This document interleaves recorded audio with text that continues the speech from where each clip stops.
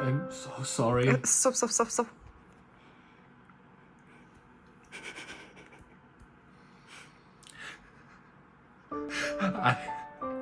I made a continuous and constant lapse in my judgment. I tried to enjoy Diablo 4. How naive of me, wasn't it?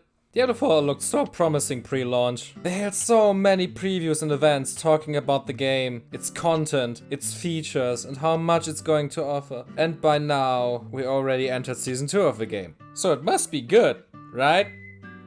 Right? Diablo means a lot to me. And from its current placement in my Necromancer game tier list, you can probably guess how much I mean by a lot. I also have a lot to say about Diablo 4 in general, how they handled their IP and how the game feels overall. So I documented my entire experience with the game, from the release up until the last day of Season 1, 4 months later. So buckle up, this is gonna be a long one.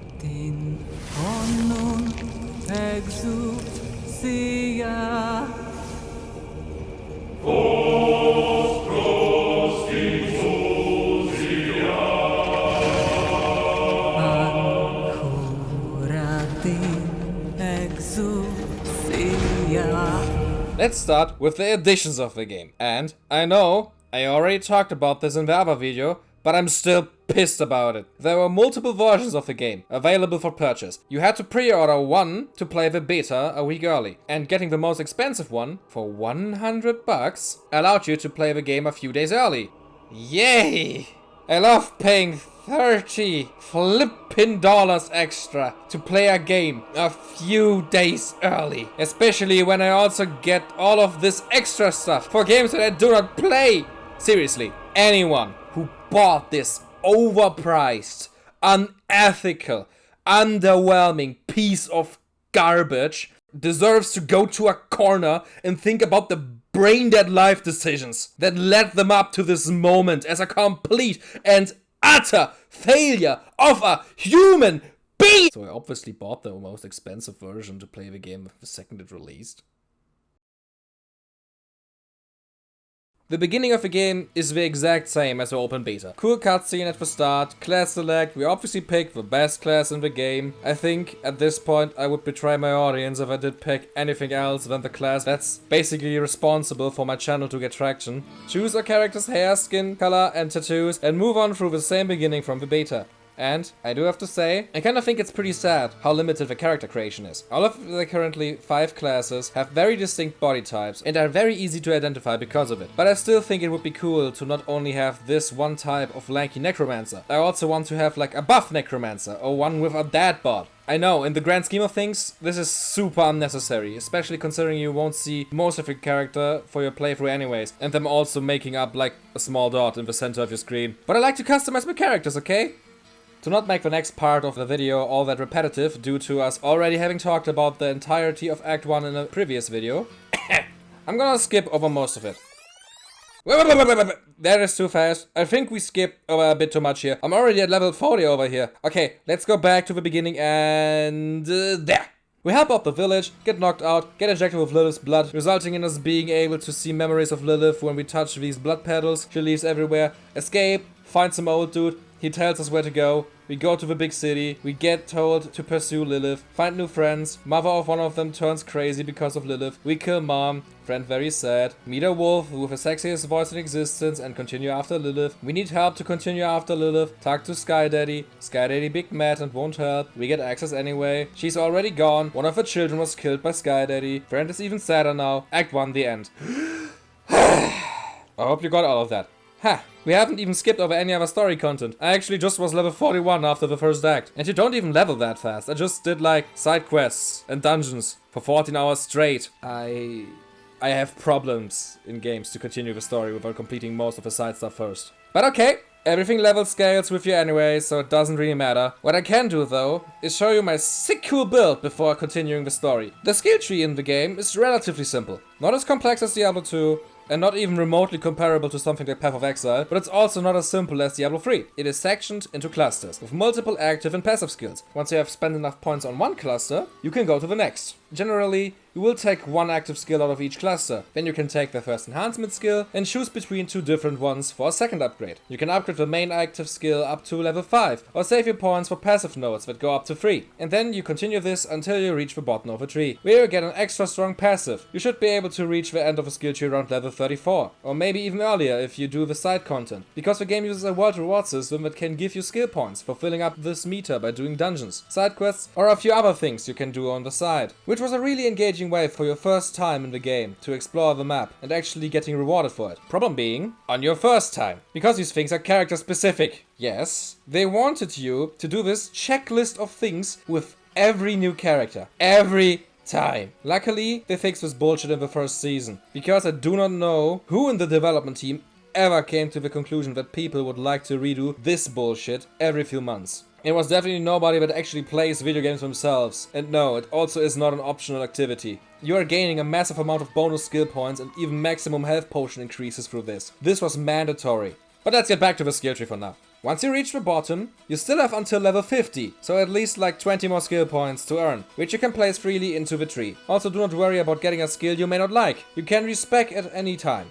So just try out different actives and passives until you have something you can actually groove with. And seriously, do not care for mega builds. This game does not require you to have the bestest of the bestest builds. So just pick something you actually enjoy over something other people tell you to enjoy. This is how I created my build before Act 2. I used the abilities to summon the skeletal minions and a golem, obviously, which aren't in your skill tree for the necromancer, but in a class specific window each class has. For example, the barbarian can level up certain weapon affinities, the sorcerer can get a secondary passive perk from its skills, and the necromancer has the Book of the Dead, where he can choose between and specify 3 different minion types. The skeletal warriors, which come in the flavors sword, shield, and Reaper, the skeleton mages, which have the flavors dark, bone, and ice, and the golem, which comes made out of bone, blood, or metal. All of them have certain unique abilities, and you can enhance the abilities by choosing between one of 2 upgrades. Or you can just sacrifice them for a passive buff for yourself. I obviously won't sacrifice any of them. The bigger the army, the better. The maximum amount of each unit you are able to have are 4 warriors, 3 mages, and 1 golem. But you can increase the numbers of your skeletons with specific abilities of orange gear or legendary gear, which is also the reason why I currently have 6 mages here. There's also a secret 4th type of minion, the skeletal priest. You just rarely get to see him, because he only appears when your army is already full and you try to summon another skeleton. There he is. It really is a blink it or you miss it moment, but it's a good idea to try and summon them from time to time. They heal your minions and also give them a short damage buff. Nothing really major, but for the purposes of trying to explain this game and this class, I thought it's kinda necessary. The other skills I used are Corpse Explosion, which allows you to use the left behind corpses of enemies to make them, well, explode.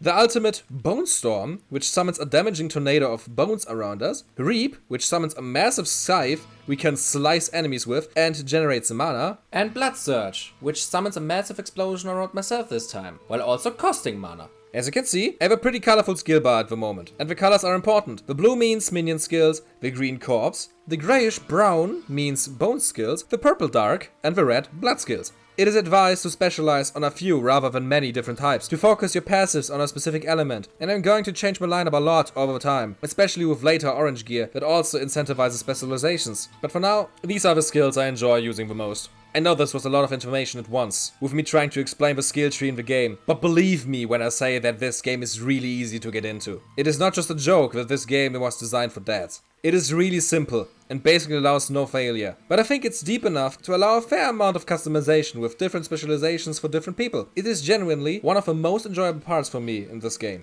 and I like trying out different build ideas because of it. But this was more than enough mechanical mumbo jumbo for now. Let's finally start with the next and actually new act. You can freely choose between which of the first 3 acts you want to go first. For purposes of this review, I'm going in chronological order. But overall, we can do all of them in any order you like. As I've already stated, everything is level scaled to you anyways. So we enter the Eldain Keep to find a guy called Donan, who instantly sends us somewhere else to investigate in his manor due to some disturbance. And sure enough, there were more blood petals from Lilith. And you know what that means? Another Lilith memory. And apparently she just showed up there, through a very funny looking gate. I don't even know why, but I always find gateways like this to look super goofy and always extremely cool simultaneously. Lilith wanted to know the whereabouts of a specific demon that Donan has slain back in the day, but if you know anything about Diablo, it can actually be pretty hard to kill a demon, if not impossible. so she wants to know where he hid the essence of his. And I don't even know why this guy is so scared of her. I bet half of the player base would do unimaginable things to be in this guy's situation right now. He doesn't give in though, so Lilith leaves him alone after she notices a painting with the other two people that helped Donan kill the demon. So we follow her tracks to find the two, hopefully before she does. The first one seems to be doing quite alright. She's chilling on top of a cliff, enjoying the rain, while her people down in the village are getting slaughtered by demons. But it's okay, it's the way of nature. What a hero we have here. It gets even better though. She basically told Lilith the exact way how she can get to Astaroth, the demon she's looking for, without any hesitation. Her reasoning being that it's some sort of way to make her people relearn how they can defeat the forces of hell, by having to defeat one of hell's strongest generals again. So yeah, well, we killed her. The other one also doesn't seem to be doing too well. They introduce as a madman and that they hate the church. And where we should find him is nothing but blood on the ground.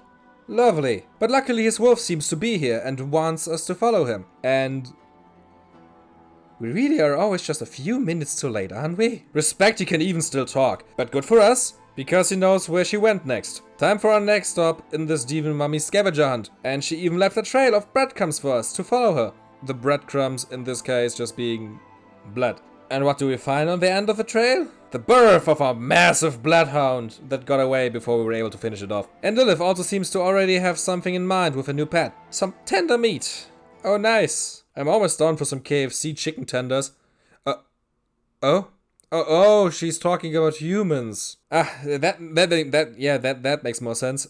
Sorry. The bombardment of KFC x Diablo commercials just could really make you think otherwise. We return to the big torso strung to a tree, tell him what happened and put him out of his misery, before returning to Donan. Ah, hey! Have you fought my friends? Yeah? Good! So they're still alive then? Define alive. The dog was already here as well, and basically did its thing. Meaning Lilith also already has a soul stone that contains the essence of Astaroth. Here we also find out why she wants to free Astaroth so much. She doesn't need him herself, but he can grant her passage to a place where she is no longer welcome. Her daddy's home. And in return, she gives him a new body. And as a vessel, she has the son of the guy that killed him. So he obviously instantly took the offer. Donan doesn't really seem to take all that so well. Especially when the reborn demon stands right in front of him. And I already said this in the beta video as well, and I just have to say it again. It is so cool at what point we are in the modern video game landscape. This looks better than the pre-rendered CG cutscenes of the first two games. And I would even go as far as to say that this is almost up to par as to the ones from Diablo 3. And this is all real time. You know that because your playable character is appearing in them. And I will never stop gushing about that fact. It is so cool to see your own character in scenes that look like this. And you can say what you want about the game. You can love it or hate it. And believe me, we are going to talk a lot about the bad things later. But the presentation and art direction of this game is nearly unparalleled. It is breathtaking in every way, and I would genuinely pay money for a way to play the game in an over-the-shoulder or even first-person view, just to be able to take in the scenery even more. The boss itself is also staged perfectly. There's already massive, towering demon on top of a beast that escaped earlier. It is one of the highlights of the game for me, and you know the devs also like this one, because the mount you get for WoW is based on the dog Astaroth has. Luckily, the fight itself is also fun. You fight against him in different parts of his village, where he runs around to get a few more casualties in. It isn't a particularly deep boss fight or anything, none of the bosses in this game are, but the presentation sells him perfectly to make this a very memorable segment. After he's defeated, Donan pulls out the soul shard to transform the demon back into his original form. But yeah, after being stabbed by this massive booger, nobody comes back. I just wish I could take the scene a little bit more seriously, because it is a pretty sad moment, and I can relate to a man losing his only son in a genuinely really fucked way. But I'm unsure this guy is crying, laughing, or trying to start a car.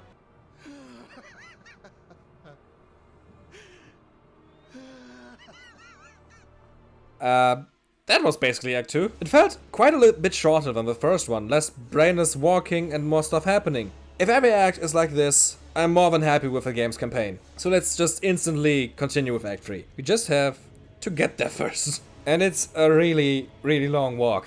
It isn't really that big of a deal, but unlike with previous Diablos, where every area was its own sort of dungeon, this game is an open world and therefore designed far more open. So walking over there is basically just clicking in one direction without anything all that interesting going on. Especially because your walking speed can be abysmal in this game. When we finally arrive, we find Lorath, the old guy that helped us in the beginning. Drunk. Sleeping in a pig stall. It seems like he also had his fun while we were on our separate ways. He found out that the guy that resurrected Lilith was his apprentice, Elias, which explains why he drowned himself in alcohol for the last few days. Luckily, we already have a lead to where Elias could be. And after this point, a good friend of mine joined our quest. We basically randomly found out that we both were very excited for the game and decided to just continue playing together for the rest of it. Nothing major really changes gameplay wise, but just like in previous Diablo games, you can play everything together, with up to 3 buddies. And after my friend mocked me for a minute with not having unlocked the horse yet, we head to the Urbane Monastery to maybe find more clues about Elias. We, obviously, are just a minute too late. And the guy took all he needed to summon a lesser evil, got rid of everyone in the monastery, and left. He now should be at a canyon nearby. Let's see if we manage to finally catch up to someone in this game. We find a destroyed house with a guy that tripped while holding the world's largest jar of strawberry jam, and behind it, a follower of Elias that currently worships an altar of Lilith.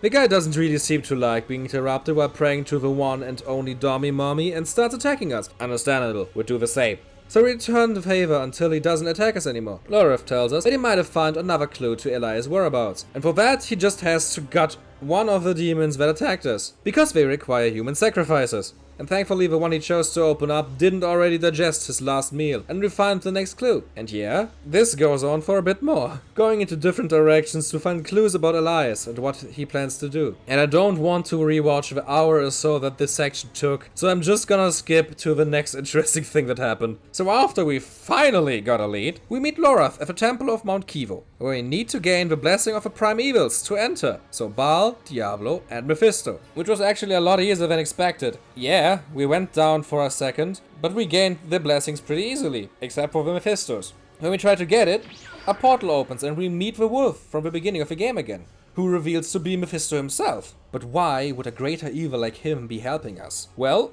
he hasn't really fully recovered from the time where he was killed in Diablo 2, so he needs someone to help him, before Lilith comes home and takes his essence for herself. What also explains why it was very easy to get the blessing of the rulers of hell. And with all the blessings, we can enter the temple, where we finally find Elias doing a wacky looking blood ritual. Lorath stabs him before he can finish it though, but Elias disappears again, with all the blood he collected starting to rain down. We kill the other henchman before heading after Lorath, who ran away with a woman that was used for the ritual. They headed to another area, so you know what that means.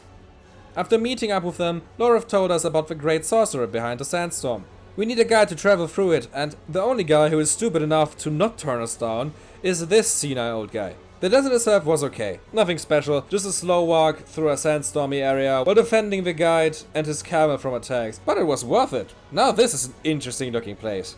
It kinda gives me vibes of this one area you visit in Path of Exile to get your class specific skill points, but it's a cool looking place nonetheless. And look at that! The sorcerer was Elias! At least we didn't have to search 50 times for him again.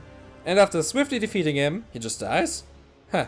After the fight, we get another vision of Lilith, which explains her motives to us. All of this, everything Lilith does basically, is to empower the humans of Sanctuary to fight against Hell itself.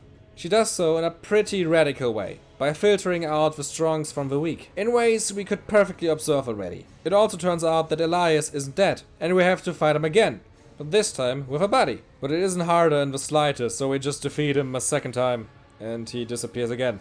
Just to fight him again! And no, it's barely different. Can you guess what happens after that? How do you keep getting in here? I'm a Lilith simp, I don't know nothing about how I do anything. So yeah, we fight him a 4th time, and you know he's a real boss now because his health bar has the separation triangles. We take the artifact Elias was keeping here and bail ourselves out of here. We meet up with the other girl again and use the artifact to see what Lilith is up to right now. But she instantly caught us and throws us out. Yeah, and that's the end of Act 3. Not gonna lie, this was a lot weaker than Act 2. Felt like way more filler with way less to do, while I had to walk way more. But hey, it was passable enough. I just hope that the rest won't be like this. After finishing the first 3 acts, the different paths culminate together and we have to meet Donan in the church of the starting area. where Inarius is also giving a speech. He tells us about being friends with a stable master, and that he could maybe give us a horse to travel faster. Thank you! Took them long enough. Why is this a story-locked thing, and not something like a level thing? The horse makes traveling the higher distances way more manageable, especially in the early game, where most teleporters are still inactivated. And look how fast it is! I mean, when it's not rubber banding around. I haven't really talked about this until now, but Diablo 4 is always online. Reason for that being that it wants to be more of an MMO this time around, with different players just constantly running around, online activities, and all of that other fun stuff. Everyone knows that the true reason was them trying to sell overpriced skin sets that cost more than some entire games do, but hey, it's online now and we have to deal with it. And the serviceability was very lacking for the first few months of this game's release. Sometimes it worked just fine, but way more often than it should, it looked like this. Or this. Sometimes you just had to pray that opening up your inventory wouldn't just outright explode your computer. They fixed this slowly over time, but it was a massive mood killer in the beginning. Still better than the launch of Diablo 3, but still unacceptable. After we managed to force ourselves through the rubber banding and the horse getting stuck on everything, we enter the vault and find Neyrelle also being here, the one girl we met in Act 1. We didn't really find anything useful in the vault itself though, next to it being overrun by demons of course, but Donan was able to find new courage to help us out. So we meet up with everyone in that one chapel again where we used to the mirror before. But whoops, look who's greeting us here as well. Glad to see you doing alright. The boss he summoned was pretty cool though. Pretty unique design and actual mechanics I had to dodge. This was one of the few times in the game where I actually had to actively avoid the projectiles. The boss is also a lot of waiting though, which unnecessarily drags this fight out more than it should be. Overall, a pretty cool set piece though. Wait? Andariel? Why do I know that name? Oh god, of course! That was the final boss of Act 1 in Diablo 2! The daughter of Lilith. What the hell happened? I didn't even realize they were the same characters until going through the footage again for this video. And please don't be too harsh on me for that. I always was horrible with names. And they redesigned her so much that she doesn't resemble her original appearance in any way. But okay, it's not like the same wouldn't be the case for Lilith herself. Elias followed us to finish his ritual that we previously interrupted and summons Lilith's daughter into this world. Luckily, the woman that Elias used again for the ritual survived and is able to give us a lead to where he is off now. And this was also it for Act 4. That was quick. But okay, let's just continue. We have to seek out someone called Timue, and who also made herself immortal, so she may also know a way to kill Elias. Or better said, a way for him to not come back. We already know pretty thoroughly how to kill him. But first we help out Donan to prepare a soul stone to trap Lilith with. And to do that we have to fight our way into another old ruin to reach the tomb of Aldrich, devourer of gods from Diablo 3, which we are going to use to... God damn it. Of course it failed. Would have been too easy. Let's just skip through all of that again. Yeah, this is taking quite long. Longer than it ever should take. Like, I know this is just more gameplay instead of simply trudging forwards, but it's all about the presentation for me. Acting like we can progress and then throwing a massive roadblock in front of us is just frustrating to me. Just say from the start that we have to do this instead of wasting everyone's time and making me come here, even though it's not ready. We did the French quest to repair the Soul Stone, but Donan wasn't able to completely fix it yet, due to him still mourning his loss of his son. So we take an evening together to smoke some mushrooms for him to hallucinate his son being here, and being able to find new strength. Meanwhile, our own magical journey consisted of us talking to the literal devil from the Bible in his fairy form. So, pretty normal as energetic shit. But with all of this done, we can actually repair the Soul Stone and continue with searching for Timue in the swamps, which actually didn't take nearly as long as I would have thought. She tells us that Elias must have made a pact with the Tree of Whispers, and if we want to meet with the tree ourselves, we have to find some special incense first. Ah, there it is. Which is hidden inside yet another temple that we open by finding its gem eyes in the surrounding area. Kill the boss inside, get the incense, and use it to unlock the way forward. You have to go on way more hallucinogenic journeys in this game than I ever would have expected. We now have to follow the way the snake is crawling. And you have to do that because there is no map for this area. Well, okay, there is one you unlock after finishing this. And you can already easily see the basic layout of the area because the walkable areas clearly have a different color on the map.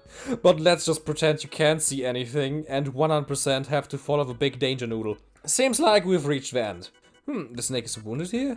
It's also not moving anymore. What are we supposed to do now? Well, Lorov and Nerel as well. Gone? Is this some sort of cool story segment where you start losing each other inside of this? No. The pathfinding broke. We had to restart the game for it to work again, of course. We obviously also had to redo the entire snake walking segment. And now we can actually hit the wounded part of a snake. Great. That's pretty metal. The reason why this tree is called the Tree of Whispers is because there are dozens of detached heads hung upon it that whisper and talk to you. Like the world's most edgy Christmas tree. The tree tells us that it deals with forbidden knowledge in exchange for a new head for its collection, and that Elias came here to find out how to resurrect Lilith. And he did, something to escape his payment to it. Kind of a bad service in general, to be honest. Why should I ever take this deal when I instantly have to end myself and give them my head after getting the information that I wanted? Maybe it can be any head, not just yours? We offer to help out the tree, and in return it tells us where we have to look and maybe end Elias' immortality. So it can be anyone's head? Or maybe this was just like a freebie because the tree wants this head as much as we want him gone. We searched through some ship wreckage where the tree started to lose Elias' lead. And looky that! There's an ominous looking coffin here, suspiciously stood up, inviting us with its door opened wide. I see, another Dark Souls reference. Oh yeah, and maybe just before that, Nerea got her armor amputated because she got infected by a zombie. But who cares about the small things, am I right? This underwater temple is way more interesting anyways right now. And look at that! He did the old Davy Jones on himself. But instead of putting his heart inside of a chest, he had one of his fingers instead of this massive temple and bound his life essence to it. We sadly didn't have anything of similar weight though to replace it with. So the entire structure started to fill with water. And in the next segment, we have to Indiana Jones our way out of this mess and... oh, no, we just drowned. And now we're back with the others again. Did I miss something? How did we get back here all of a sudden? Ah, we were actually dragged here unconsciously by Loreth.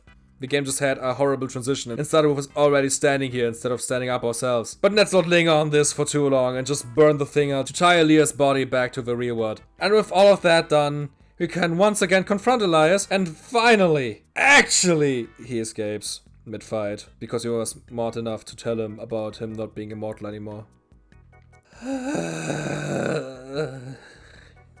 Oh, okay. He was so wounded, he barely managed to get that far. And can I just say that I find it pretty hard to believe for our character to look away while he finally gets ended? Like, we are a necromancer, first of all. The literal review trailer for this class has done far worse things than this. Not to mention the millions of undead, demons, and even actual humans we gruesomely threw into the next stage of existence to get to this point. It's like a nice detail, I guess, but it really bugs me for some reason.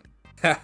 Look at him just hanging around there now. Finally, we have dealt with that guy. But now, also Loreth owes his head to the tree. Because he wanted to finally get ahead of Lilith and just ask the tree where she is. Starting Act 6. This is by far the longest Diablo campaign ever, act-wise, isn't it? Lilith opened a gate to hell underneath a desert city southwest of the map, and the place is already overflowing with demons and blood rain. And even Inarius and his followers are here, in close pursuit of Lilith. It's actually really funny to see this guy giving these powerful speeches, telling these people how they are blessed by him, and if they die heaven-bound, and shit like that. Because just like Lilith, he was banished from his realm due to, well, creating the human species by sleeping with a demon. We help a squad of soldiers through the city before reaching the gates to hell ourselves, with Lilith already having gone through it. Obviously. Hell itself is as brutal as ever. A lot of fire, a lot of red, a lot of demons, the most Geiger-esque structure design you're ever gonna see, and also a lot of reused assets? Why are you fighting Ashava here? That's a world boss. And because I'm pretty sure I haven't talked about it yet, world bosses are public events that sometimes happen on the open world, where one of 3 super bosses spawns in an area and you have to kill it in a certain amount of time, with other random players. It's a cool gimmick and can be a lot of fun. So why are you fighting against one of them here? This is the finale of the game, why not give me a unique boss to fight here? And if not, why specifically him? Why aren't the other 2 world bosses part of the story as well then? And why aren't act final bosses not in the pool of world bosses as well? I would love to fight against a more powerful version of Astaroth with a bunch of other people. This is just weird. Especially because it's super dumbed down compared to the fight in the open world. Because of course it is. You're all alone with a max of 4 people instead of like a dozen in the actual world boss fights. But at least we get rewarded with the most savage and brutal cutscene ever created in the history of Diablo.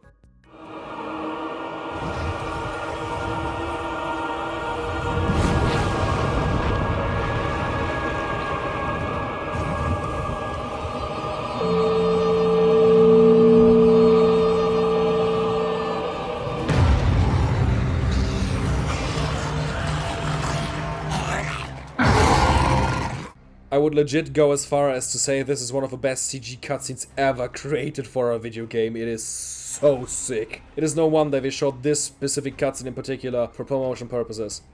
Slightly ruining this scene's impact, but it's still pretty badass.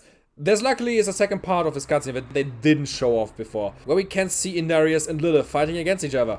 Okay, it's less of a fight and more of like a 1v1 in court where you are playing against your younger brother. Oh, fuck you.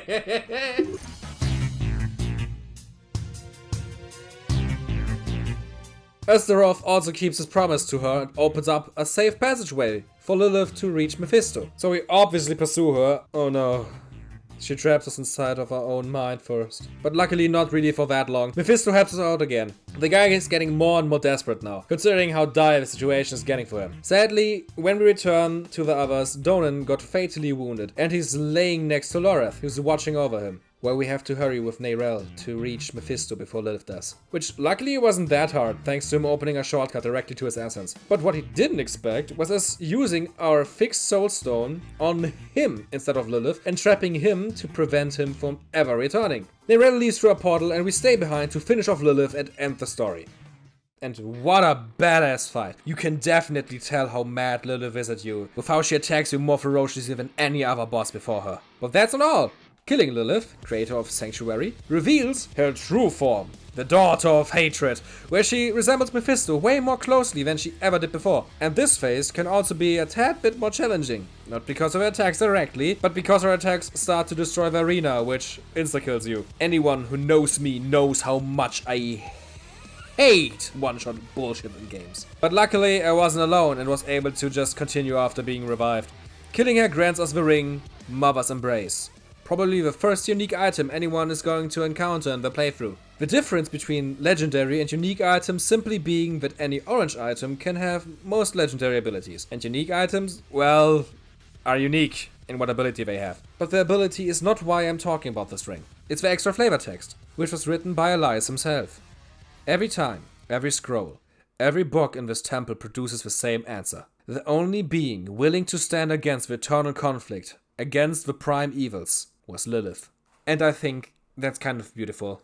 Considering that none of this would exist without her wanting to escape the conflict in creating humanity, together with someone else that just wanted to escape, only for the conflict to chase after them and drag their creation into it.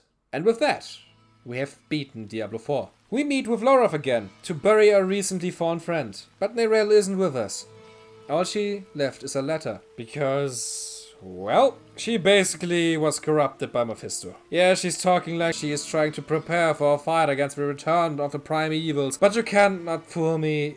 She's constantly accompanied by the wolf form of Mephisto, and she wants to do this all alone because that definitely has no chance to fail at all or anything. So yeah, we have beaten the campaign, and this epilogue is nothing but expansion bait. And we even got confirmation for that at the BlizzCon a short while ago, with Mephisto returning in the first expansion, Vessel of Hatred. Ooh, I wonder who the vessel is gonna be. And with that, we also found that this expansion is gonna introduce a new class to the game. And that is gonna be one that was never seen before, which is honestly really exciting. And hey, how about this? Send me your ideas for what you think the class could be.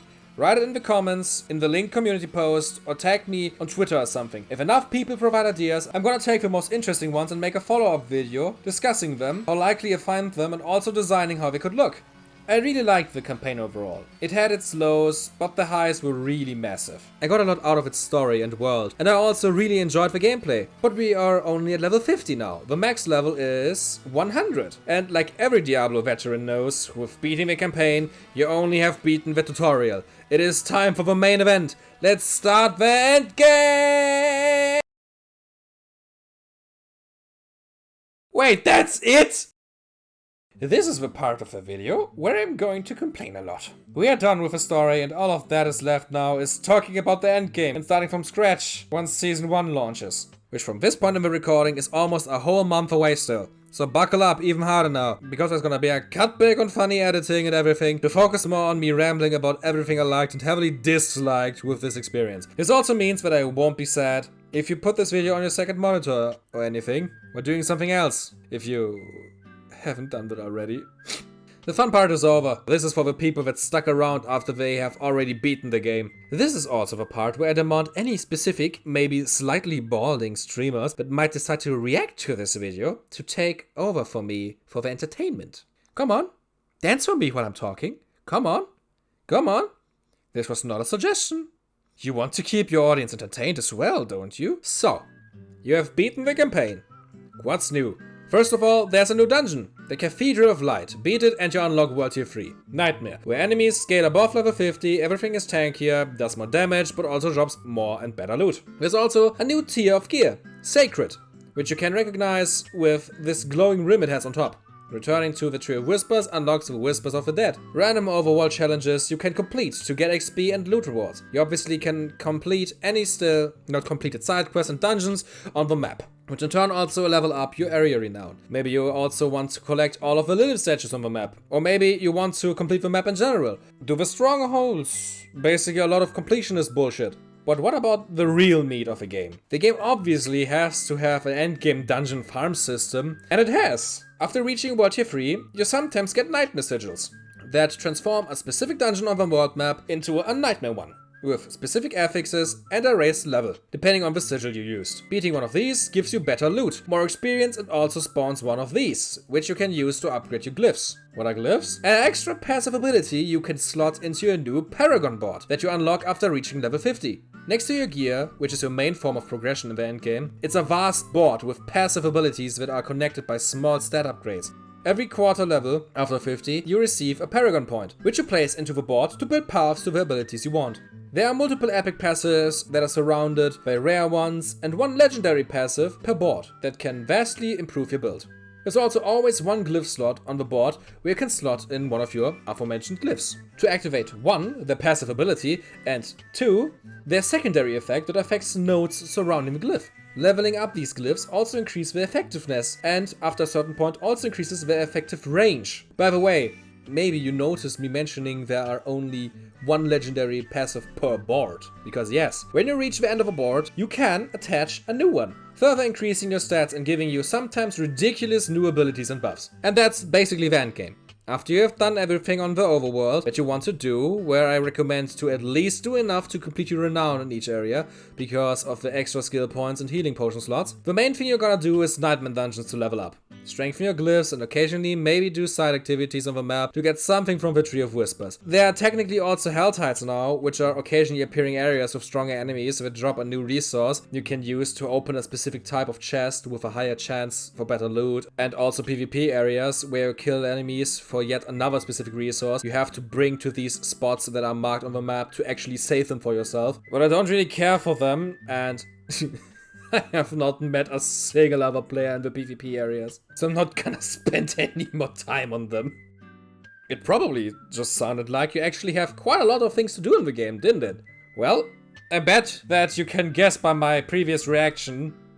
No, it's not. It's the most repetitive open world slop you could imagine. Side quests? Some are cool and well presented. Most are the most basic fetch quests though. Dungeons? There are over 100 in the base game, but there are only like a handful of tile sets with even less objective types. Meaning after you have done like 10 to 20, you have basically seen everything and it's only going to repeat. All of the other things on the area renown rewards? The most basic things you have ever seen in any other open world game. Whispers?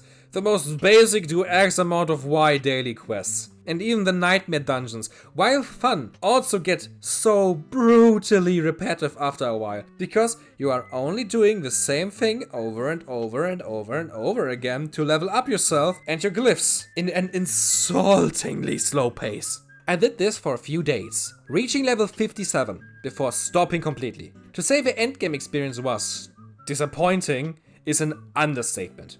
They promised a lot, constantly talking about how they hurt the community, how they know that the endgame is the most important and that they managed to make it super amazing and blah blah blah blah. It's the same as it was in Diablo 3. They did not add or improve anything. The nightmare dungeons are just Nephilim portals, glyphs just legendary gems, whispers just the bounties, and everything new they added is just the most basic open world filler. But here's the thing, inherently this is not that bad, because it is fun. The pure gameplay is fun. There aren't enough dungeons and mission types, but playing the game is fun. So what are you doing this for? Why are you leveling after you have already defeated Lilith?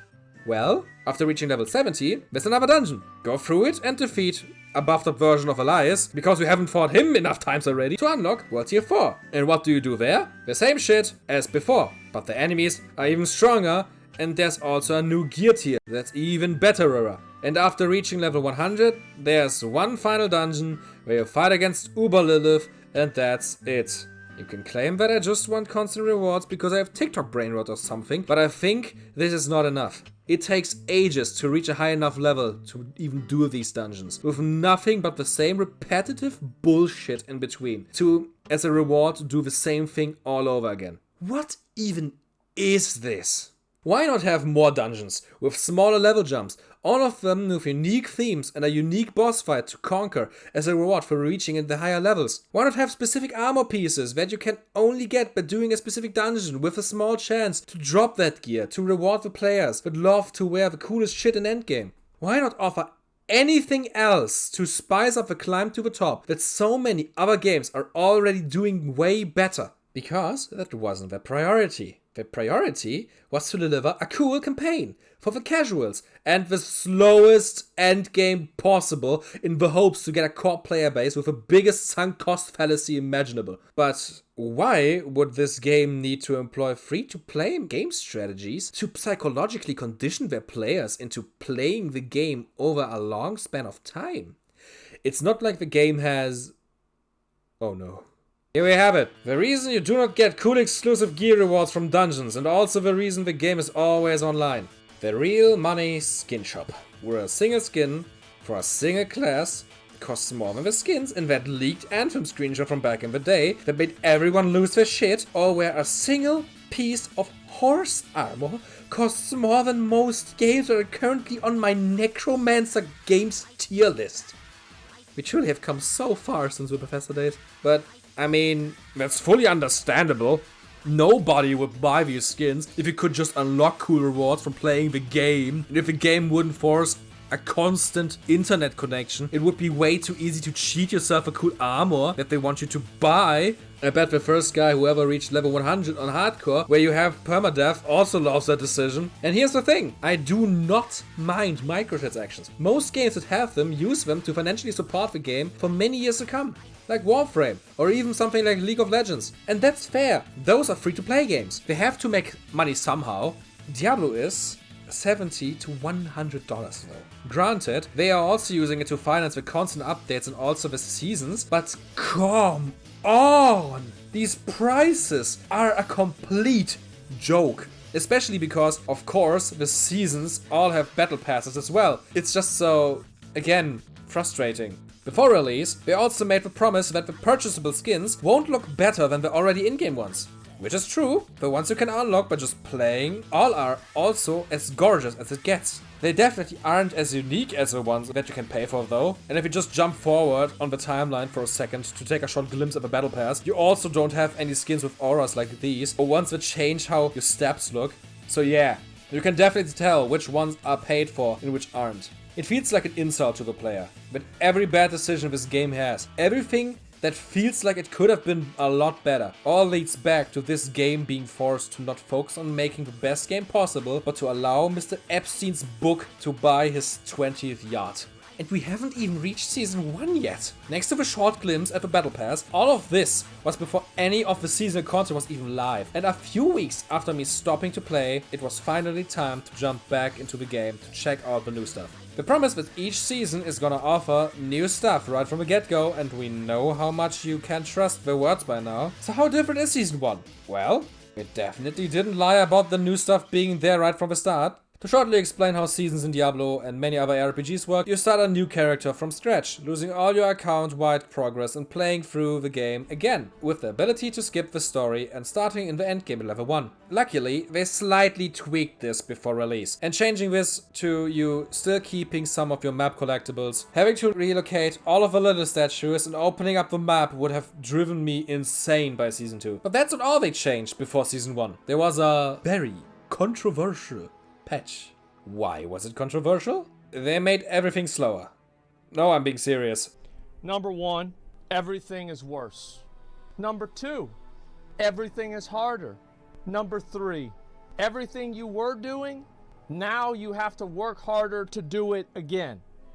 Number 4, leveling, slower. Number 5, hell tides, worse. Damage reduction, reduced. Vulnerability, gutted. Good decision, by the way. I agree with the vulnerability decision. I think it's smart. However, everything else is kind of sucks. Hell, they even increased the animation time of you summoning your portal. But why did they do this? A move that could not have been any more tone deaf after people were already complaining about how everything is taking so long? I don't know. Not even the devs seem to know. Great prelude for the season, isn't it? But how was the season itself? Nah, fuck this. I'm not gonna even try to pretend. It was completely underwhelming. So what's new? There's a new quest line. Nothing major though. It's a few missions to introduce and explain the seasonal gimmick. Shouldn't take anyone more than an hour. There's obviously the seasonal gimmick itself, malignant hearts, which you get from killing these specific new elite enemies, clicking on the heart that spawns and fighting the same enemy again, after which you can actually pick them up. There are 4 different types of hearts, giving you different types of passive abilities, which you can slot into your jewelry. The gimmick itself was okay. Nothing major or groundbreaking, but also nothing bad. It took a while for me to really get into it though, because it can take a while for you to actually get hearts, with abilities that might interest you. But getting the right one can make you a lot stronger. Some of them really were complementing to your builds, thanks to most of them having class-specific abilities, which allowed them to get more creative with it. My favorite, for example, was this heart, that allowed me to auto-activate my corpse skills. So in my case, corpse explosion and the summoning of my minions, which basically automated 70% of my build. I also never really had a shortage of hearts. The most efficient way to grind them was doing their specific dungeons, which randomly spawned on the map. I mainly didn't bother though. Malignant enemies would regularly spawn in my dungeon runs, which already fully satisfied my need for more hearts. Also, the dungeon to farm them was super bland and boring, so I almost never did it. One thing you could do, however, in these dungeons, or more specifically, in one specific one on the map, you could fight against Varshan, the new boss they added. You fought him once in the campaign, and then in this dungeon, but I also really did not bother with that. But all of that was just like the smaller stuff from the season. The real meat is the seasonal journey, and the already mentioned battle pass that comes with it. And I want to say this from the start, I like this. The seasonal journey also exists in Diablo 3, and basically is a nice guide with things to do that help you to slowly progress your character, with dozens of small challenges to complete that increasingly get more challenging. And then adding a battle pass to this is basically just a natural evolution. The seasonal journey is basically the same as dailies and weeklies in other games with battle passes, so yeah. The rewards are kinda lackluster though. It's 90 levels, and you get 1 armor set on the free path and 2 on the paid one. And by that I mean, you get literal peasant clothing on the free one, and 2 times the same one in the paid, first a normal set, and then one with glowy effects. Everything else is basically filler. Split up between emotes, weapon skins and other things you're almost never going to use.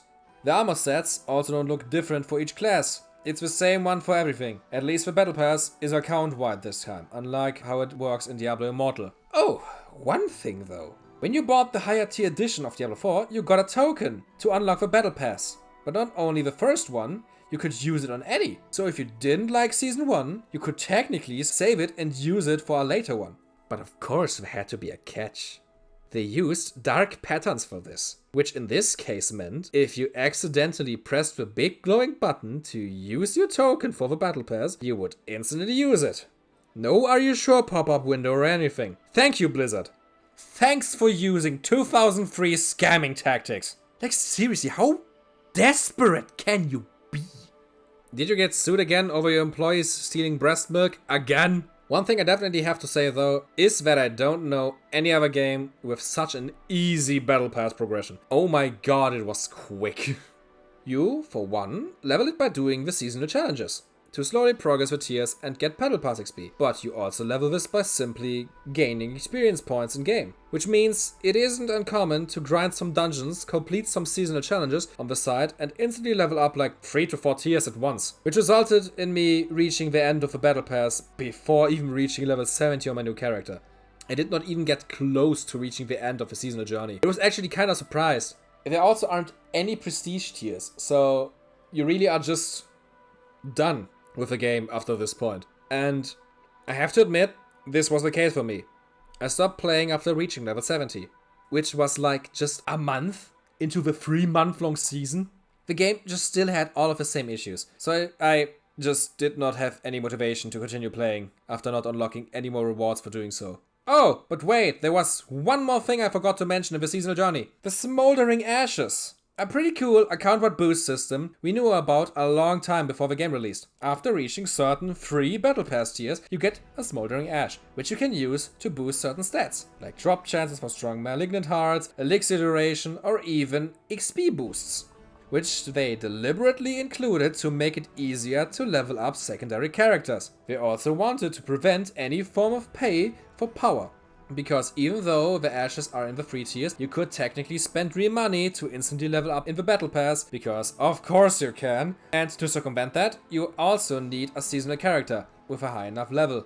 Thankfully, it is balanced in such a way that you always are going to reach the battle pass tier first, instead of your character having a high enough level and encouraging you to buy the necessary tiers as well. So how big is the XP boost we are talking about? I'm expecting it to be rather significant. If your secondary characters are supposed to reach the higher levels easier, they specifically said it themselves to make it easier after already having done most of this with your first character. So how big is the level boost? 8%. 8. Fucking 8. Are you kidding me? Fucking 8! As you can probably tell by the date this video released, Season 1 has already ended. And I haven't even started the game again since I reached level 70. Well, at least until Season 2 launched. The Season of Blood. And because it took me so long to get this out, I also want to talk about what the current season has to offer. If I managed to fix any of the problems, and also tie up some loose ends. And things I forgot to mention beforehand. There, again, was a patch that released right before the season went live, and the biggest changes it provided were some major buffs to legendary abilities, also making the more confusing ones simpler and easier to understand, and some major buffs to classes. For example, one criticism people had with a Necromancer was that the minion builds felt kinda weak. Which is kinda funny to me because I never really felt like they were too weak before. Yeah, they maybe died a little bit too quick sometimes, but mostly they felt pretty viable. So you can guess how they feel now. Another major update was them finally fixing resistances and making them work properly. Yes, you have heard me correctly.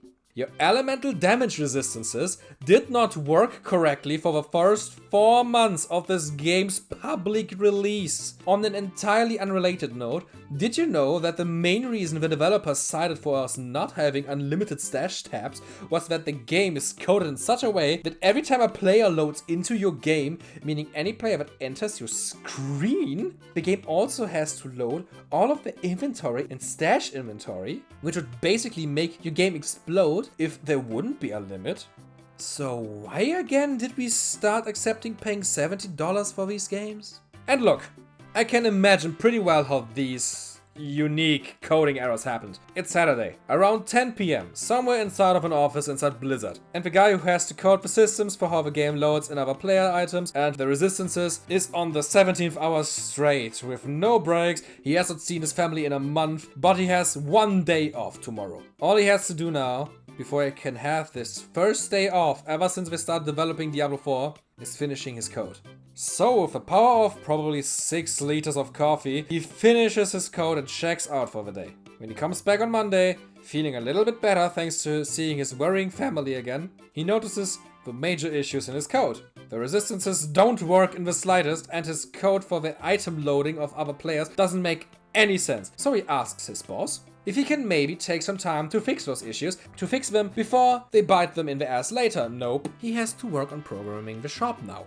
Or TLDR, there were other priorities. And making the game actually function correctly sadly wasn't the first one. So where are we again?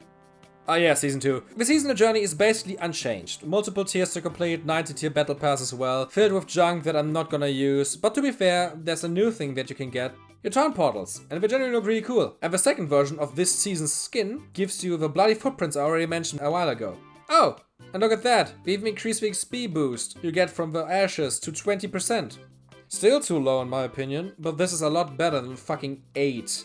They really increase XP gain in general in this season, as we stated at BlizzCon, by 40% overall, which was definitely needed. This feels a lot better, significantly better. It still takes a while, but you now actually feel like you are progressing at a comfortable pace. This is also helped by the seasonal gimmick being a lot more fun. Instead of a dungeon, an entire area of the map gets infested with vampires, the so-called blood harvest. Killing them gives you keys to open the random chests in the area and 2 types of blood lures and potent blood.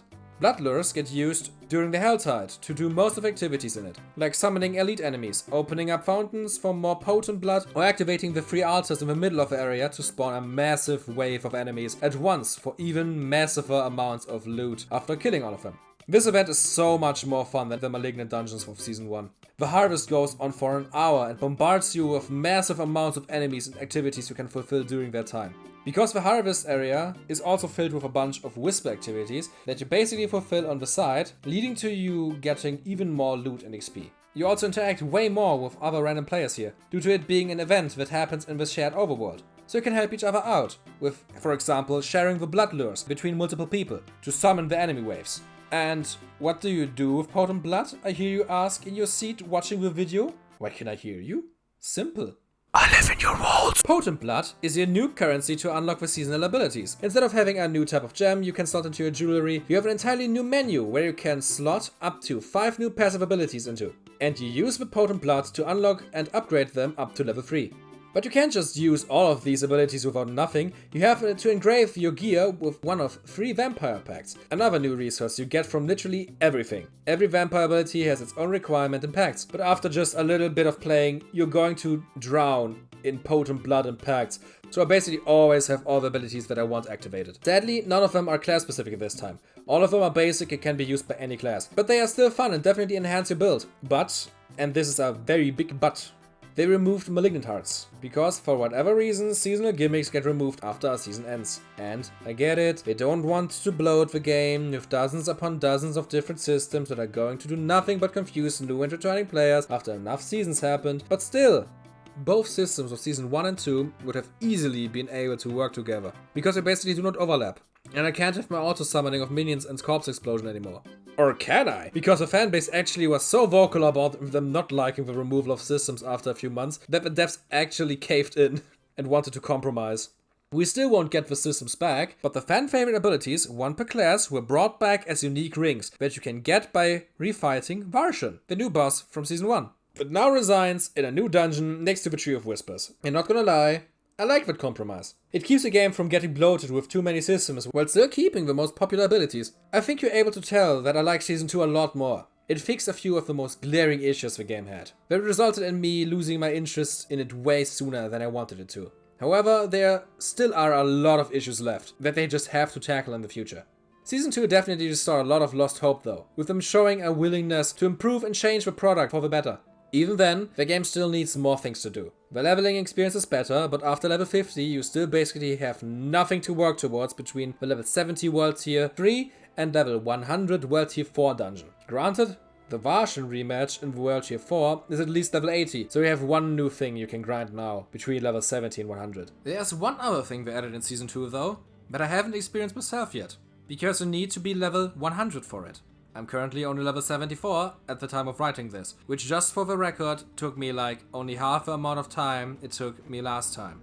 Hell, this is the highest level I've ever been in this game, but I still have a long way to go before I can attempt this new content. So I can only go by official announcement and other people that have done this already. It's a few new endgame bosses, with the main attraction being Duriel, the same one from Diablo 2, at level 100. And you can't just fight him after reaching level 100, no. You have to obtain Mucus Slick Axe, which can be dropped by Varshan in World Tier 4, and Shards of Agony, which can be dropped by the new boss Grigor, the Galvanic Saint. And all of this actually seems to be worth it, because only Duriel has the chance to drop a completely new tier of gear, Uber Uniques, which apparently are like the most OP shit in the game. So I'm definitely excited to try this one out once I actually reach it. What can you do with the most strongest gear then? Fight Duriel faster? I don't know. Baby steps. We are slowly working our way to actual endgame content. This is a good start. Not the best, but a good start. Duriel can also drop a unique mount. Nice! We are slowly getting to the base minimum of content and rewards that a game like this should have. The last thing that I could mention for today is that with Season 2, they also released this progression chart, which shows all of the things you can and should do in the different level ranges and world tiers, which actually shows a few more new bosses as well, that you can now challenge in other activities. Although, I do have to admit that I find them showing this graph deeply hilarious, because it openly shows the lack of stuff to do in this game. At least we are honest here. But yeah, after the abysmal preseason and Season 1, the game kinda started getting my hopes up again, and I'm definitely excited for the future. I hope I talked about everything important. If there's anything else you'd want me to talk about in this game, or something that I said wrong, let me know in the comments. And don't forget to insert my intelligence and how much of a poopy head I am. But that's it for me. I can already feel my brain melting out of my ear holes for talking about this game so much. See you next time, where you can get angry at me again for putting your favorite Necromancer game in B tier. I don't really have that much to say today for the outro. Sorry for the long wait. I hope you can forgive me for taking so long by the sheer length of this video. It took me a while to get everything together. I think it turned out pretty well. I hope you liked it. I'm pretty proud of it.